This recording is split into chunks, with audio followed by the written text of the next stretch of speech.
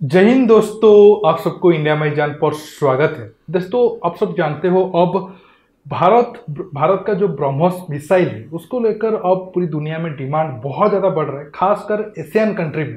और एक तरीके से ये हमारे लिए अच्छा भी है, दो नज़रिए से अगर आप देखोगे। पहला तो ये है कि हम ब्रह्मोस मिसाइल को बेच कर ज़्यादा पैसा कमाएंगे। दूसरा, ये जो देश ब्रह्मोस मिसाइल खरीद रहे हैं वो हमारी मतलब दुश्मन चीन के खिलाफ भी आगे जाकर इस्तेमाल होगा। फिलीपींस तो डील कर चुका है, वियतनाम भी बातचीत कर रहा है। मालयशिया अगर जो तेजस एयरक्राफ्ट को खरीदता है, शायद कुछ साल के बाद उसमें ब्रह्मोस एनजी लग जाए, या फिर डायरेक्ट मालयशिया ब्रह्मोस को भी खरीदने वाला है, या फिर खरीद सकता है, क्योंकि उसको लेकर भी नेगोशिएशन चल रहा है। लेकिन अब इंडोनेशिया की तरफ से भी न्यूज आया है कि 2018 से फाइनल मतलब बातचीट शुरू हुआ था, और हमारे ऑफिशियल भी इंडोनेशिया विजिट करके आए हैं। अब इंडोनेशिया शायद दूसरा कंट्री बन जाए डील करने को लेकर। हालांकि इंडोनेशिया और वियतनाम के बीच एक तरीके से आप कह सकते हो कॉन्टेस्ट है, कौन दूसरा कंट्री होगा जो हमारी ब्रह्मोस मिसाइल को खरीदेगा। आज मैं इसी टॉपिक पर बात करूंगा, जानेंगे क्यों इंडोनेशिया को ब्रह्मोस मिसाइल की जरूरत पड़ रहा है, और ब्रह्मोस मिसाइल इंडोनेशिया के साथ या फिर इंडोनेशिया की नेवी में लगने के बाद भारत और इंडोनेशिया के संबंध कितना स्ट्रांग होगा, और ये चीन के खिलाफ क्यों है। जानने के लिए आप आखिर तक ये वीडियो को देखते रहिए, और ज़्यादा से ज़्यादा लाइक शेयर करना बिल्कुल मत भूलिए। दोस्तों, आप सबको पता होगा फिलीपींस जो ब्रह्मोस मिसाइल खरीदा था वो लैंड बेस्ड है। लेकिन हालांकि फिलीपींस अपने नेवी के लिए भी ब्रह्मोस मिसाइल खरीदने को लेकर और इंटरेस्टेड है। लेकिन इंडोनेशिया जो अब ब्रह्मोस मिसाइल खरीद रहा है उसका रेंज तो 300 किलोमीटर है। लेकिन अगर आप देखोगे टेक्निकली उसका रेंज और ज़्यादा होने वाला है, क्योंकि ये इंडोनेशिया की नेवी में फिट होगा। और खबर ये है कि जो हमारे भारत और रशिया के साइंटिस्ट है या फिर ऑफिशियल है जो ब्रह्मोस एरोस्पेस में काम करते हैं, वो ऑलरेडी इंडोनेशिया विजिट करके उनके जो वारशिप्स में ब्रह्मोस लगेंगे वो विजिट कर चुके हैं कि कहाँ फिट हो गए, और किस तरह का कॉन्फ़िगरेशन होगा और क्या क्या सिस्टम होगा।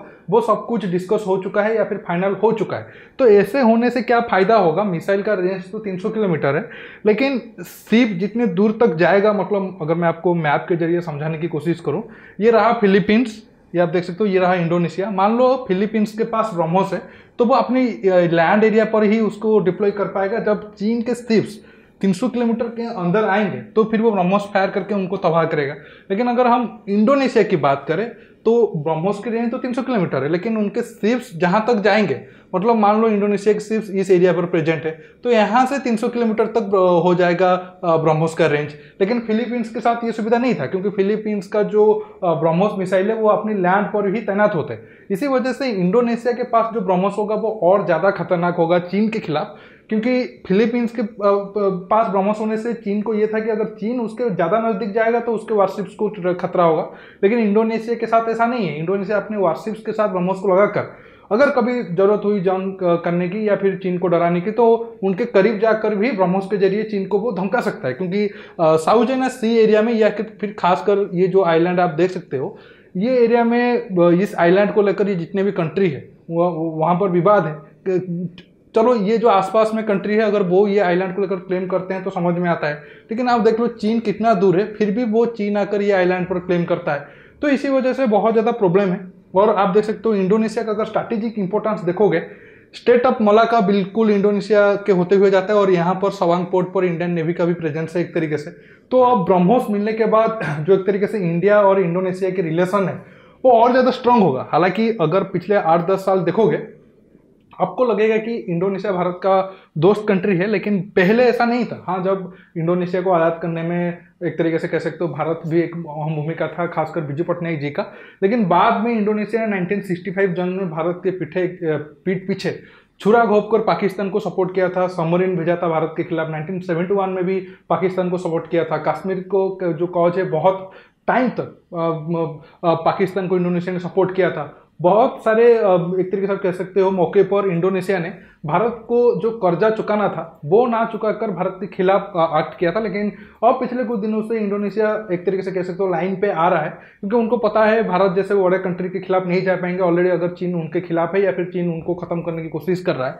इसके साथ अगर आप देखोगे ट्रेड को लेकर भी बहुत ज़्यादा दोनों कंट्री के बीच अनसर्टनिटी था क्योंकि अगर आप देखोगे जो पाम ऑयल भारत पहले इंडोनेशिया से ज़्यादा खरीदता था, लेकिन जो इंडोनेशिया की पॉलिसी हमेशा कभी भी ठीक नहीं रहते थे। आज कुछ रूल हुआ तो कल और कोई रूल हो जाता था। इसी वजह से भारत ने इंडोनेशिया को एक तरीके से स्किप करके मालयशिया की तरफ ज़्यादा पाम ऑयल खरीदने को लेकर गया। अब भारत की इसी कदम के कारण इंडोनेशिया की पाम ऑयल इंडस्ट्री को बहुत ज़्यादा नुकसान हो रहा है, या फिर उनके जो फार्मर है उनको प्रॉब्लम हो रहा है। इसी एक तरीके से कह सकते हो इसके पीछे इंडोनेशिया की गवर्नमेंट का ही प्रॉब्लम था।